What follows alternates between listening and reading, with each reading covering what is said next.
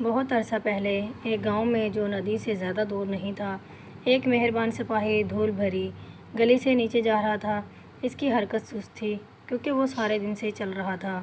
اسے ایک اچھا گرم کھانا کھانے کے علاوہ اور کچھ پسند نہیں تھا۔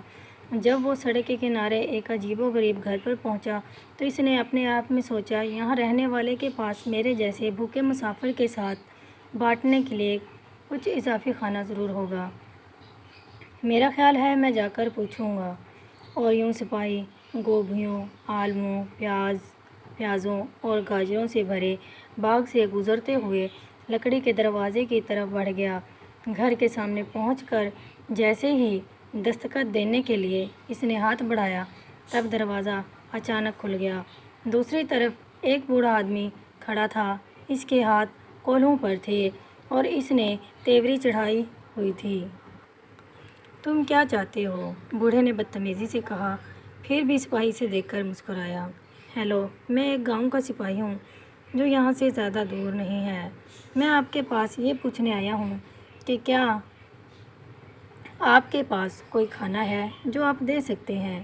بوڑھے نے سپاہی کو اوپر نیچے دیکھا اور بہت دو ٹوک جواب دیا، نہیں، اب چلے جاؤ۔ سپاہی اس سے باز نہ آیا۔ اس نے ایک بار پھر مسکرا کر سر ہلایا۔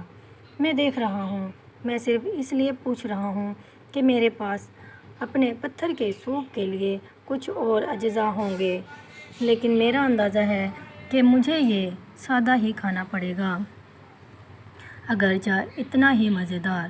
بوڑھے نے بھویں چکا لی۔ پتھر کا سوپ؟ اس نے پوچھا۔ جی جناب، سپاہی نے جواب دیا۔ اب اگر آپ مجھے جانے کی اجازت دیں گے۔ سپاہی راستے کے بیچ میں چلا گیا اور اپنے سامان میں سے ایک لوہے کی دیگچی نکالی۔ ایک بار جب اس نے پانی سے بھر لیا تو اس کے نیچے آگ لگانے لگا۔ پھر بڑے اہتمام کے ساتھ اس نے ریشم کے تھیلے سے ایک عام سا نظر آنے والا پتھر نکالا اور آہستہ سے اسے پانی میں گرا دیا۔ بوڑھا حیرانی سے اپنی کھڑکی سے یہ سب دیکھ رہا تھا۔ پتھر کا سوپ؟ اس نے خود سے پوچھا۔ یقیناً ایسی کوئی چیز نہیں ہے۔ اور تھوڑی دیر بعد سپاہی کو ایک چھوٹی سی چھڑی سے پانی ہلاتے دیکھ کر بوڑھا آدمی باہر نکلا اور سپاہی سے پوچھا، تم کیا کر رہے ہو؟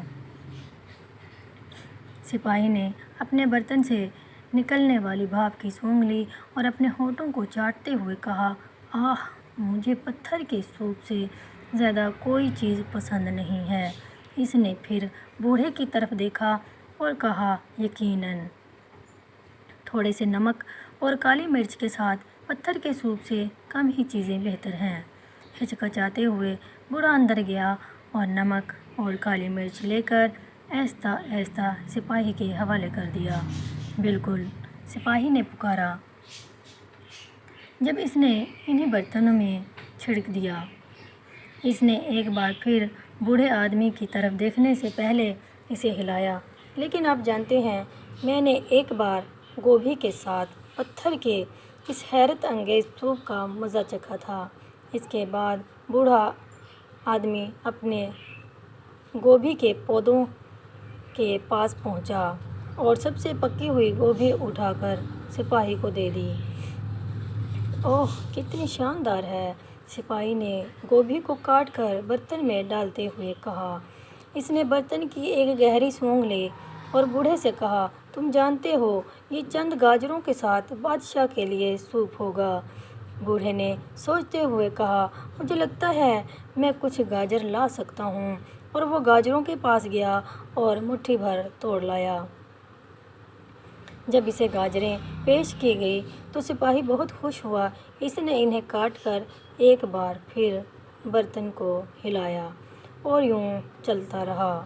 بوڑھا آدمی برتن کی خوشبو سے خوش ہونے لگا۔ جب وہ پیاز، آلو، گائے کا گوشت وغیرہ لے کر آیا، سپاہی نے خود بھی اپنے تھیلے میں مشروم اور کچھ چیزیں شامل کیں، یہاں تک کہ اس نے اعلان کیا کہ سوپ تیار ہے۔ بوڑھا آدمی سپاہی کی طرف دیکھ کر مسکرایا۔ جب اس نے آدھا سوپ اسے پیش کیا، آپ اندر کیوں نہیں آتے؟ میرے پاس آج صبح بیکری سے سیدھی لائی گئی تازہ ڈبل روٹی ہے جو پتھر کے سوپ کے ساتھ مزیدار ہوگی، اس نے شفقت سے کہا۔ اور اس طرح بوڑھے آدمی اور سپاہی نے مل کر ایک شاندار کھانا کھایا۔